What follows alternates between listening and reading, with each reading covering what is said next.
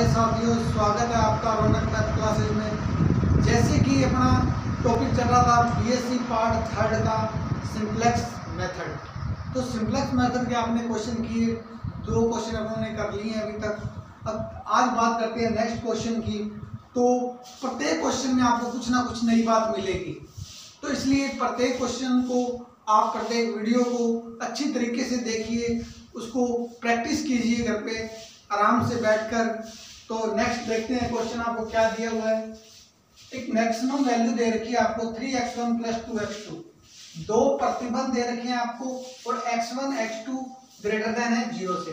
तो सबसे पहले अपने को क्वेश्चन में क्या गिवन होगा ये मैं आपको बता रहा हूँ। सबसे पहले तो आपको दिया होगा मैक्सिमम या मिनिमम। अपने को यहाँ चाहिए क्या, मैक्सिमम चाहिए। अगर यहाँ मिनिमम दिया होता तो पूरी को टर्म को क्या कर देते, नेगेटिव से मल्टीप्लाई कर देते, तो ये किस में चेंज हो जाती, ये मैक्सिमम में चेंज हो जाती। तो यहाँ तो ऑलरेडी आपको मैक्सिमम दिया है, तो इसके साथ आपको छेड़छाड़ नहीं करनी है। अब 2 प्रतिबंध दिए हुए हैं आपको। प्रतिबंध में बड़ी कंडीशन होती है कि जो बी है ये नेगेटिव नहीं होना चाहिए, ये पॉजिटिव होना चाहिए, और जो ये साइन है इनको हटाते हैं तो इनके बराबर आना चाहिए, मतलब इन साइन के इक्वल होना चाहिए ये साइन।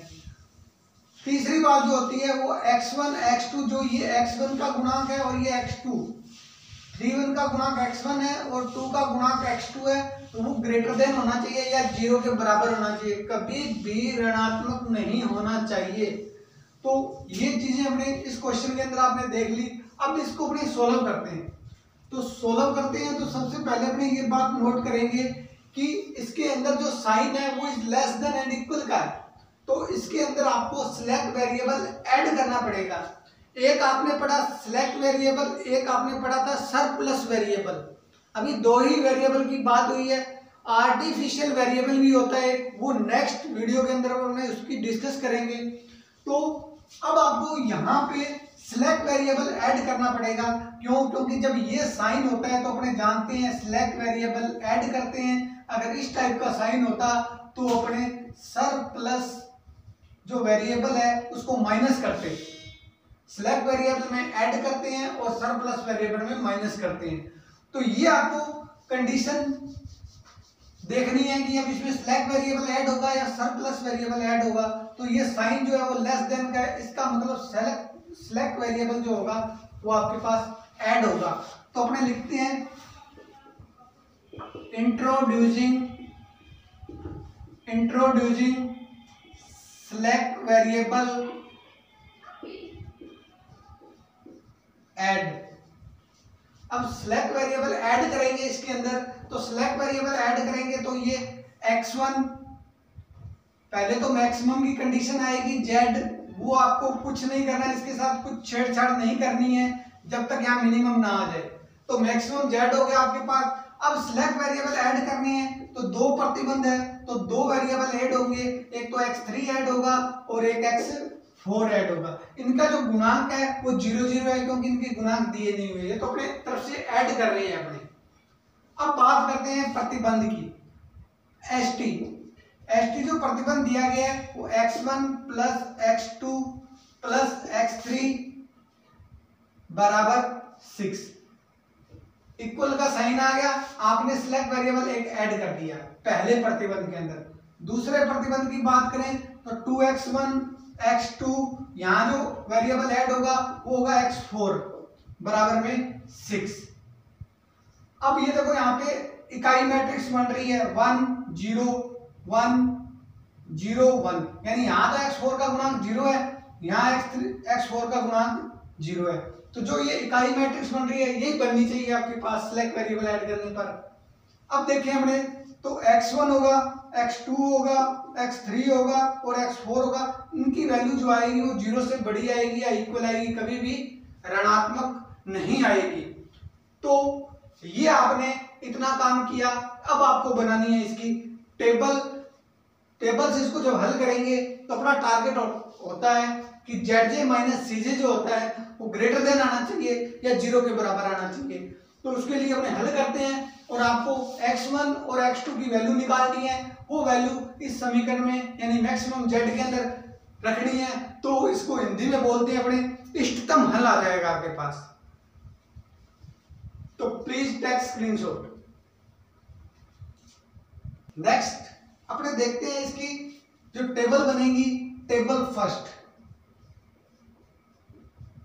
टेबल फर्स्ट में अपने लिखते क्या है, सबसे पहले लिखेंगे VB, फिर CB, फिर XB, फिर X1, फिर X2, फिर X3, फिर X4। अब VB की जो वैल्यू है आपके पास क्या आएगी, जो आपने सेलेक्ट वेरिएबल ऐड किए, एक तो X3 ऐड किया, एक X4 ऐड किया, तो X3 लिखेगा और X4 लिखा जाएगा। अब आपको X3 का गुणांक और X4 का गुणांक लिखा जाएगा CB की जगह। तो X3 का गुणांक कितना है 0, X4 का गुणांक कितना है 0। अब इसके ऊपर लिखा जाता है CJ की जो वैल्यू है X1 का गुणांक मैक्सिमम Z के अंदर कितना है 3, X2 का गुणांक कितना है 2, फिर आगे वाला गुणांक जो X3 का वो आपने ये तो वेरिएबल ऐड किए आपने सिलेक्ट वेरिएबल, इनके जो गुणांक है वो 0 0 है, X2 का गुणांक 2 है और X1 का गुणांक 3 है।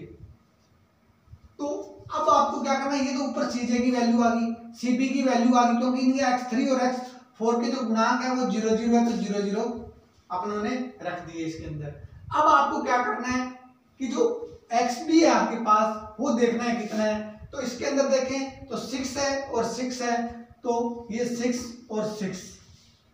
अब पहला जो प्रतिबंध है आपके पास X1, X2, X3, इनके गुणांक देखने हैं आपको। तो इनके गुणांक कितने आने हैं, X1 का गुणांक जो है वो 1 है, X2 का गुणांक 1 है, X3 का गुणांक 1 है, यहाँ X3 का गुणांक है ही नहीं, इसका मतलब 4 का गुणांक है ही नहीं, तो यहाँ 0 हो जाएगा। अब दूसरे प्रतिबंध की बात करें तो X1 का गुणांक 2 है, X1 का गुणांक 2 है, X2 का गुणांक 1 है, फिर यहाँ X3 का गुणांक 0 है और फिर यहाँ X4 का गुणांक 1 है। ये यहाँ पे इकाई मैट्रिक्स बन रही है आपके पास। अब बात करते हैं अपने ZJ माइनस CJ की, वो निकालते हैं, वो कैसे निकालते हैं उसके बारे में डिस्कस करेंगे।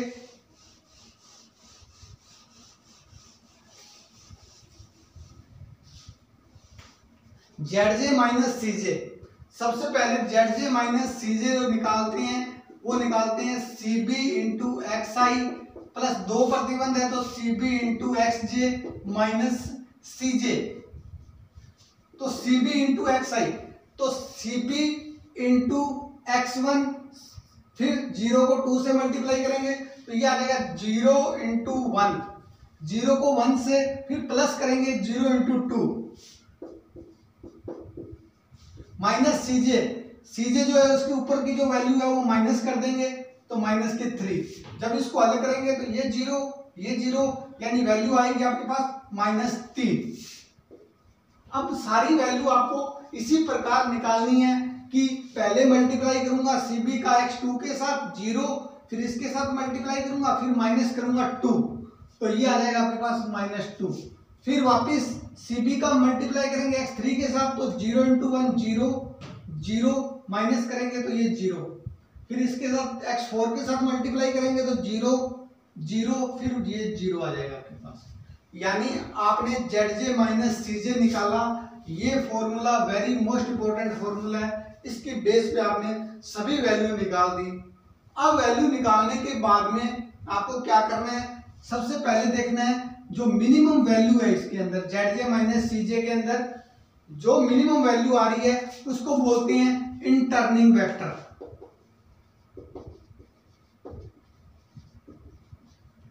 ये होता है इंटरनिंग वेक्टर, यानी इंटर करेगा X1।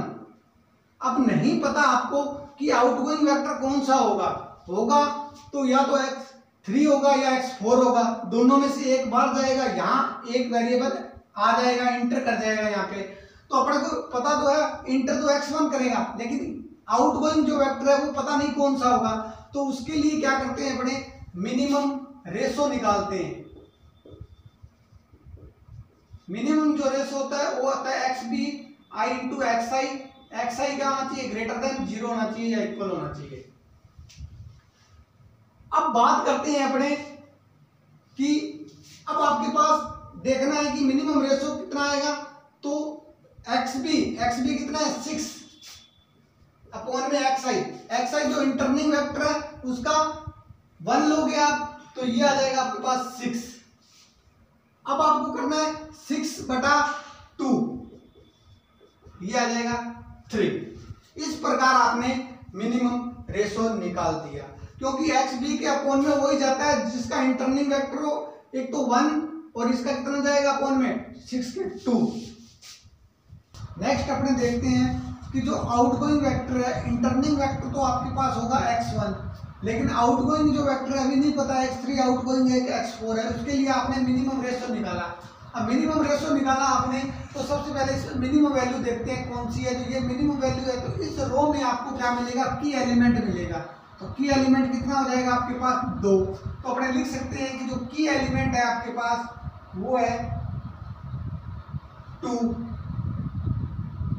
की एलिमेंट 2 है आपके पास। और आउटगोइंग जो वेक्टर होगा, अब इंटर तो करेगा x1 यहाँ आ जाएगा और x4 क्या हो जाएगा, आउटगोइंग हो जाएगा। तो कहने का मीन्स ये है कि x4 जो होगा आपके पास वो आउटगोइंग हो जाएगा। तो लिख सकते हैं अपने आउटगोइंग जो वेक्टर होगा आपके पास, आउटगोइंग वेक्टर, तो आउटगोइंग क्या हो जाएगा आपके पास x4 और इंटरनिंग वेक्टर था x3 और की एलिमेंट आ गया आपके पास 2।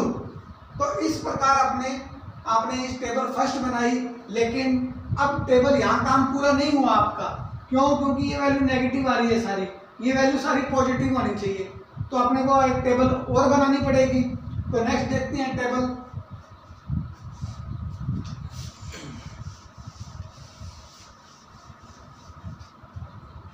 टेबल 2।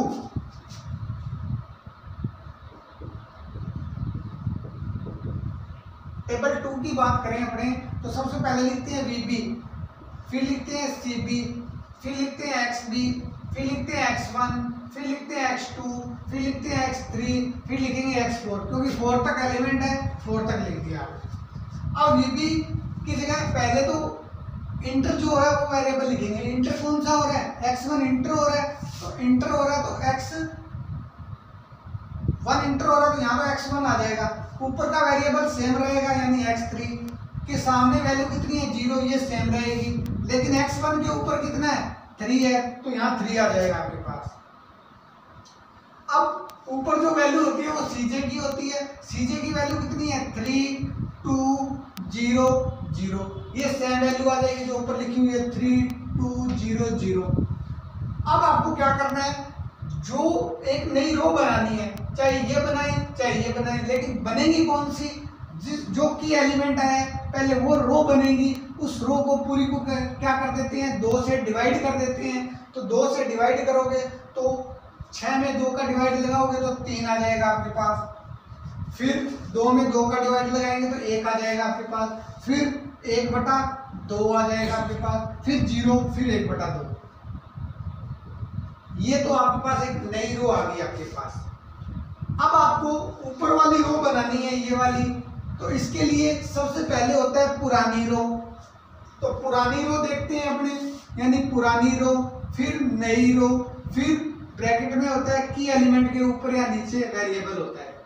तो दो देखते हैं अपने, जो पुरानी रो है वो कौन सी है आपके पास, ये XB वाली है। XB का एलिमेंट 6 1 1 1 0, तो ये लिखेंगे 6 1 1 1 0। टोटल 5 एलिमेंट है, XB को भी शामिल करते हैं। अब -n नई रो जो ये आपने बनाई है अभी, तो 3 -1 माइनस के 1/2 माइनस का 0 माइनस का 1/2 माइनस लगाया। अब मल्टीप्लाई किससे करना है, इसको मल्टीप्लाई उससे करना है की एलिमेंट के जस्ट ऊपर वाली रो बना रहे हैं, तो इससे मल्टीप्लाई करोगे 1 से, तो 1 से मल्टीप्लाई कर देते हैं इसको। 6 में से 3 जाएगा तो 3 रहेगा, यानी यहाँ भी आ जाएगा 3।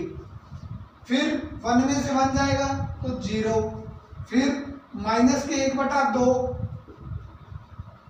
फिर 1, फिर 0 में से -1/2 जाएगा तो माइनस का 1/2। तो इस प्रकार आपने रो बनाई। अब आपको क्या निकालना है, ZJ माइनस सीजे।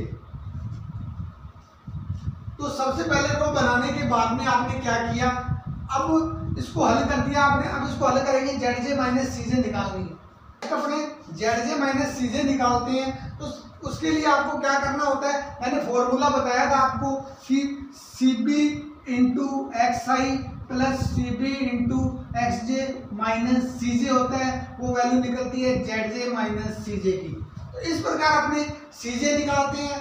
और अगर हमने इसको चेक करें तो आपके पास जो ये 1 है, 1 माइनस 1/2 है, तो 2 में से माइनस जाएगा 1/2, तो ये पॉजिटिव आएगी वैल्यू। तो 1/2 पॉजिटिव आ गया आपके पास। अब इस जेड माइनस सीजे की वैल्यू निकालनी है आपको। तो सबसे पहले निकालते हैं कि CP इंटू x1 को मल्टीप्लाई करेंगे तो 0 इंटू 0, फिर प्लस लगाएंगे 3 इंटू 1, फिर माइनस का जो ऊपर वेरिएबल है 3 वो रखेंगे, तो ये 0 हो जाएगा। 3 में से 3 जाएगा तो यहाँ जो इसका जो हल आएगा वो 0 आएगा आपके पास।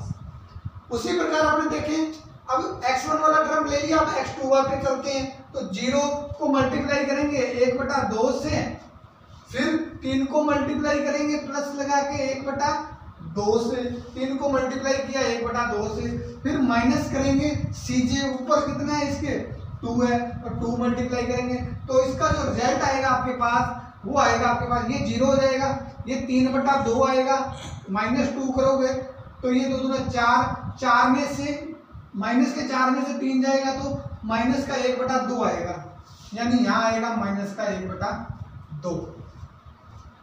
अब बात करते हैं अपने नेक्स्ट की। तो नेक्स्ट को कैसे सोल्व करेंगे वो देखते हैं। अपने CB को मल्टीप्लाई करेंगे x3 के साथ, तो इसका एलिमेंट जो 1, तो 0 इंटू 1, फिर प्लस 3 इंटू 0 माइनस के 0, तो ये आएगा आपके पास 0, यानी ये भी 0 आ जाएगा आपके पास। इसी प्रकार CB का करेंगे x4 के साथ 0, प्लस का इसके साथ करेंगे तो 3/2, माइनस 0 तो 3/2। तो इस प्रकार आपके पास ये जो आया वो जेड माइनस सीजे आया। लेकिन क्या आगे टेबल बनेगी, ये सोचना है आपने, बनेगी क्यों? क्योंकि ये पूरी जेड माइनस सीजे ये पॉजिटिव होना चाहिए आपके पास। अभी यहाँ नेगेटिव आ गया, इसका मतलब एक टेबल और बनेगी। जब तक चलना है, जब तक यहाँ पूरी ये जो सीरीज है, ये रो है, ये पूरी क्या हो जाए, पॉजिटिव ना हो जाए, तब तक चलेंगे। तो नेक्स्ट देखते हैं।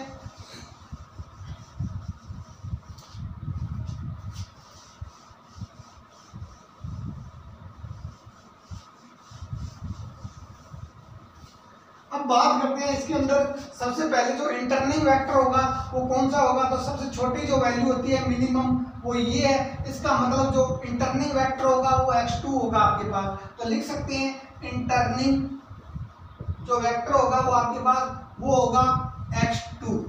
x2 तो इंटर कर जाएगा, लेकिन आउटगोइंग वेक्टर कौन सा होगा वो नहीं पता अपने को, लेकिन पता है कि या तो x3 होगा या x1 होगा आउटगोइंग। तो उसके लिए अपने क्या निकालते हैं, मिनिमम रेशो निकालते हैं। वो होता है xb अपॉन में xi। तो ध्यान देखें अपने xb की वैल्यू कितनी है 3, अपॉन में जहां इंटरनिंग वेक्टर है तो उसका जो एलिमेंट है वो 1/2। तो 1/2 करोगे तो ये आ जाएगा 6। इस रो को आपने हल कर दिया तो ये आ गया 6। अब बात करते हैं इस रो की। तो xb अपॉन में xi, xb की वैल्यू कितनी है 3 अपॉन में 1/2। 1/2 करोगे तो ये भी वैल्यू आ जाएगी 6। अब आपको ये सोचना है कि दोनों ही वेरिएबल क्या आ गए, सेम आ गए। तो यहाँ एक नई बात का आपको पता चलेगा कि आपको मिनिमम रेशो कौन सा लोगे, इसमें से कौन सा अपने वैल्यू लें ताकि जो आपको की एलिमेंट मिल जाए। अब 1/2 भी हो सकता है और 1/2 भी हो सकता है, ये ऊपर वाला भी हो सकता है, नीचे वाला भी हो सकता है, क्योंकि ये दोनों सेम आ गए। क्योंकि पीछे वाले में अपने टेबल में किया था तो यहाँ 6 आ रहा था, यहाँ 3 आ रहा था, तो यहाँ आसानी से पता चल गया आपको कि ये मिनिमम है। लेकिन यहाँ पता नहीं चल रहा, दोनों सेम आ रहे हैं, तो कौन सी रो ले आप। तो उसके लिए मैं आपको बता रहा हूं कि जब दो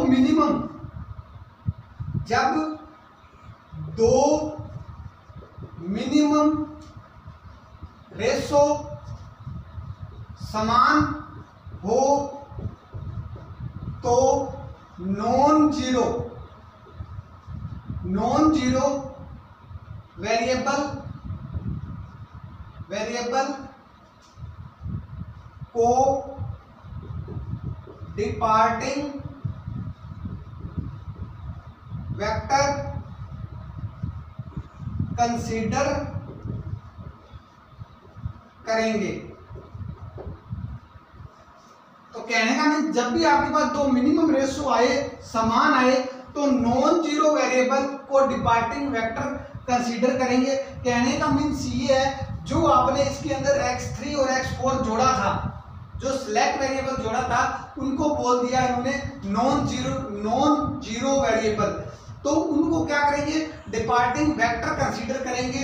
तो इसका मतलब आपके पास जो 6 ये आ रहा है और 6 ये आ रहा है, लेकिन ये जो है x3 यहाँ पे, ये x3 है जो आपके पास, ये नॉन जीरो वेरिएबल है, क्योंकि ये आपने सिलेक्ट वेरिएबल ऐड किया था। ये तो ऑलरेडी यहाँ x1 दे रखा था, तो इसको नहीं मानना आपको वो मानना है कि जिसमें आपको क्या दे रखा है, जो नॉन जीरो वेरिएबल दे रखा है, यानी जो सिलेक्ट वेरिएबल है वो, तो इसको मानेंगे अपने, ये रो लेंगे फिर अपने। तो इस रो को लेंगे तो अब इसमें इंटरनिंग जो की एलिमेंट होगा वो इंटरनिंग वेक्टर तो ये रहा, तो इसी कॉलम के अंदर मिलेगा आपको। तो ये मिल जाएगा आपको 1/2। तो एक बार दोबारा रिपीट कर रहा हूं मैं कि जब भी आपके पास दो समान मिनिमम रेशो आए तो अपना टारगेट होता है कि कौन सी रो ले आए। तो उसके लिए अपने क्या करते हैं कि ऐसे वेरिएबल को देखते हैं जो नॉन जीरो वेरिएबल हो, जो आपने ऐड किया था सिलेक्ट वेरिएबल, उसको ही मानोगे आप। वो यहाँ पे आपने x3 माना था तो x3 आ गया, तो x1 तो ऑलरेडी यहाँ पे था, तो जो डिपार्टिंग वेक्टर होगा वो ये x3 मानोगे आप, इसको कंसीडर करेंगे अपने, इसको मानेंगे। तो इस प्रकार आपके पास ये हो गया, की एलिमेंट आ गया, तो लिख सकते हैं जो आउटगोइंग वेक्टर होगा आपके पास वो तो हो जाएगा आपके पास x3 और x2 क्या हो जाएगा, इंटर कर जाएगा। तो इंटरनिंग वेक्टर तो x2 हो गया। अब x3 क्या हो जाएगा आपके पास, आउटगोइंग हो जाएगा। इसका मतलब ये तो हो जाएगा आउटगोइंग वेक्टर। अब ये आउटगोइंग वेक्टर हो गया, की एलिमेंट आपके पास आ गया 1/2, ये की एलिमेंट आ गया आपके पास। अब नेक्स्ट अपनी टेबल बनानी पड़ेगी। क्यों बनानी पड़ेगी, क्योंकि ये अभी नेगेटिव आया है, पूरी जो रो है आपके पास वो पॉजिटिव नहीं आई, तो इसका मतलब थर्ड टेबल भी बनेगी इसके अंदर, वो देखते हैं कैसे बनती है।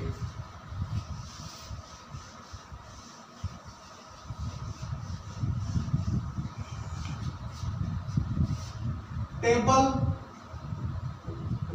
थर्ड की बात करते हैं। सबसे पहले लिखते हैं बीबी, फिर लिखते हैं सीबी, फिर लिखते हैं XB, फिर लिखते हैं X1, X2, X3, X4। CJ की जो वैल्यू होती है वो आपके पास 3, 2, 0, 0। अब आपको VB लिखना है। अब इंटर कौन सा कर रहा है, X2 तो इंटर कर जाएगा, यानी X3 की जगह आ जाएगा X2। X2 के ऊपर कितना है 2, तो यहाँ 2 आ जाएगा आपके पास। नीचे वाला सेम रहेगा X1 और 3। इसके साथ तो आपको छेड़छाड़ नहीं करनी, सिर्फ जो की एलिमेंट है उसके सामने वाला जो एलिमेंट है वही आपको क्या करना है, आउटगोइंग करना है। और इंटर कौन सा हो जाएगा, X2 इंटर हो जाएगा। अब बात करते हैं, आपको सबसे पहले रो बनानी है। कौन सी रो बनेगी, जो की एलिमेंट आ रहा है उस पूरी रो को क्या कर दो आप, 1/2 से डिवाइड कर दो। इसको डिवाइड करेंगे तो ये हो जाएगी आपके पास 6, ये 0, 1/2 से 1/2 करेंगे तो ये 1, फिर 1/2 से डिवाइड करेंगे तो ये 2, 1/2 से डिवाइड करेंगे तो माइनस के 1, ये आ जाएगी आपके पास नई रो। अब बात करते हैं, ये रो बनानी है आपको। इस रो के लिए फंडा लगाएंगे, पुरानी रो माइनस नई रो, फिर इनटू में करते हैं की एलिमेंट के ऊपर या नीचे जो वेरिएबल है उसको मल्टीप्लाई करते हैं। तो सबसे पहले इधर मल्टीप्लाई करके देख रहे हैं अपने, तो मैं सबसे पहले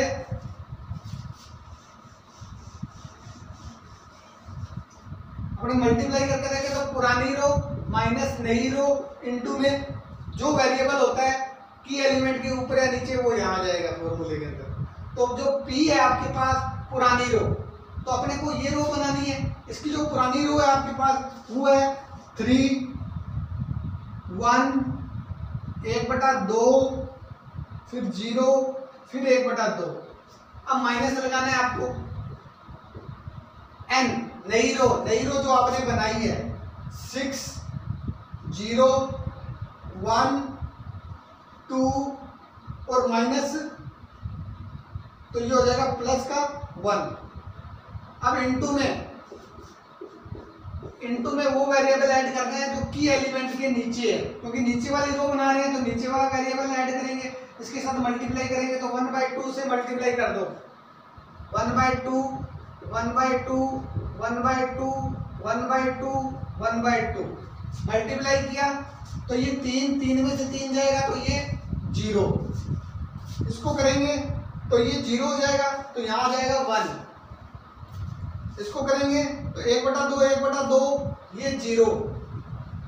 इसको करेंगे तो 2 से 2 कैंसिल हो जाएगा तो माइनस का 1, फिर 1/2 प्लस 1/2 तो ये हो जाएगा 1।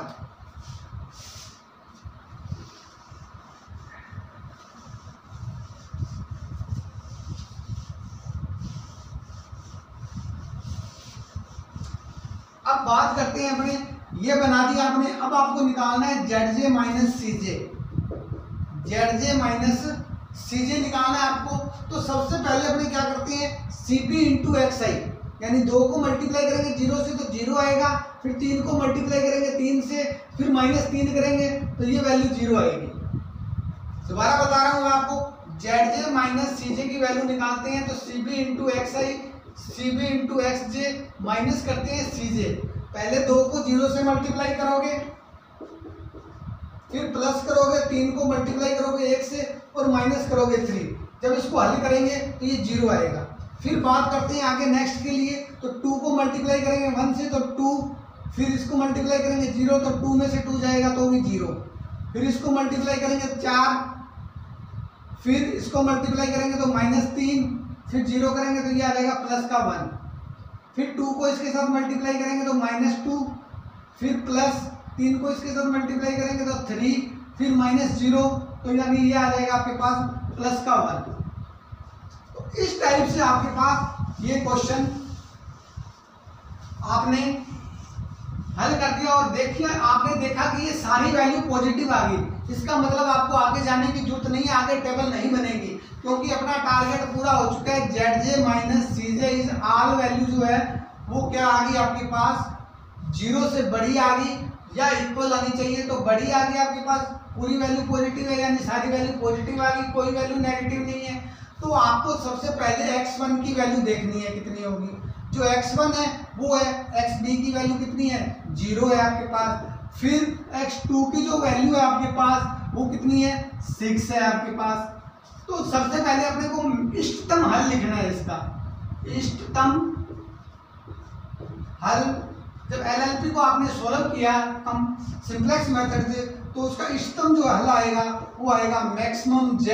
आपको जो मैक्सिमम z गिवन था यहाँ पे वो था 3x1 प्लस में x2 तो आपने लिखा 3x1 की वैल्यू 0 है आपके पास, 2x2 की जो वैल्यू आई है वो आई है 6, इसका मतलब ये 12। इसका जो आंसर आएगा इसको हल करने पर वो आएगा 12। तो आपको इस प्रकार सिंप्लेक्स मेथड, इसके अंदर सिर्फ एक नई बात थी कि अगर मिनिमम रेशो सेम आ जाए तो अपने डिपार्टिंग वेक्टर किसे कंसीडर करेंगे, वो नॉन जीरो जो वेरिएबल होगा उसको कंसीडर करोगे आप, जो आपने ऐड किया था उसको ही अपने डिपार्टिंग वेक्टर मानेंगे। तो प्लीज़ चैनल को लाइक करें, सब्सक्राइब करें, ज़्यादा से ज़्यादा अपने फ्रेंड में शेयर करें ताकि वो भी इसका फ़ायदा उठा सके। तो have you nice day, thank you.